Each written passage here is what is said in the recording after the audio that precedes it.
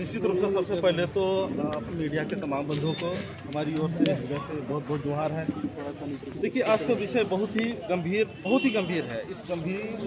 इसकी गंभीरता की पैमाना को आंका नहीं जा सकता है, क्योंकि ये विगत कई दिनों से, कहा जाए तो दिसंबर 2024 से 23 दिसंबर 2024 से ही चीज़ें मतलब कि दिखनी चालू हो गई थी, जब सरकार को अवगत कराना चालू कर दिया गया था।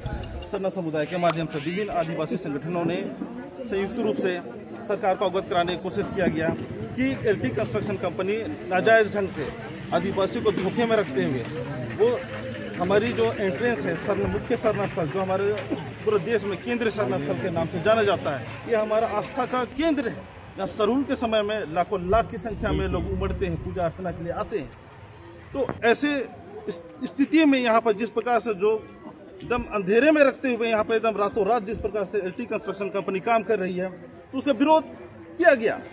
सरकार के तमाम जितने भी पदाधिकारी हैं उनको लिखित तौर पे ज्ञापन देने का भी काम किया गया, लेकिन उसके बावजूद एलटी कंस्ट्रक्शन कंपनी जो है वो अपना निर्माण कार्य को जारी रखा। मतलब यहाँ पे साफ शब्दों में कहा जाए कि इतना विरोध जो हो रहा है, संवैधानिक रूप से हो रहा है, शांतिपूर्ण तरीके से हो रहा है, उसके बावजूद भी उस पर कोई मतलब उसको कान में चू तक नहीं कर रही। समाज की क्या मांग है? और समाज की जो मांग है, यहाँ पर समाज की मांग स्पष्ट रूप से कही गई। पूर्व में भी मीडिया के माध्यम से बताने का काम किया गया कि यहाँ हमारी जो मुख्य द्वार है वो पूरी तरीके से कंजेस्टेड कर दिया गया है। अब आप ही बताइए, जहाँ 500 लोग भी खड़ा नहीं हो सकता है, वहाँ 1 लाख को कहाँ से संभालेगा प्रशासन?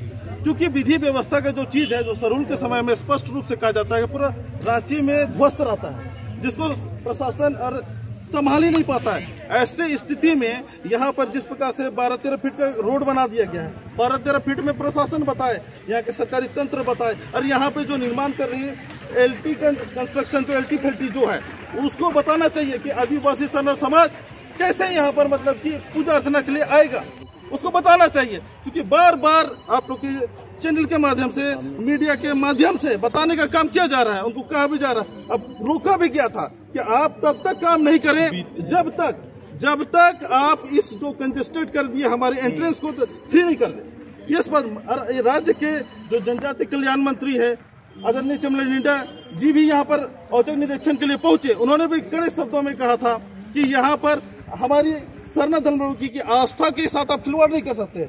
उनका हमारी जो आस्था है, विशेषकर हम सरना धर्मावलंबियों का, क्योंकि ये हमारा मुख्य शरण स्थल है, तो इसको आप नजरअंदाज नहीं कर सकते। अगर आप नजरअंदाज करते हैं तो फिर आपको इसका अंजाम भुगतना पड़ेगा। ये कड़े शब्दों में उन्होंने कहा था, लेकिन बावजूद इसके ये सोचने वाली बात है कि सरकार के मंत्री आकर के उनको चेतावनी दे के जा रहे हैं, फिर भी उस पर कोई आंच नहीं आ रही थी। ये तो बहुत बड़ा दुर्भाग्य की बात है, यानी कि न मंत्री की बात सुनेंगे न हम मुख्यमंत्री की बात सुनेंगे, ये तो स्पष्ट दिख रहा है। तो हम आदिवासियों की जो स्पष्ट मांग है कि हमारी एंट्रेंस को फ्री करे, हमारे गेट के सामने किसी भी प्रकार का आप अतिक्रमण करिएगा, हम बर्दाश्त नहीं करेंगे।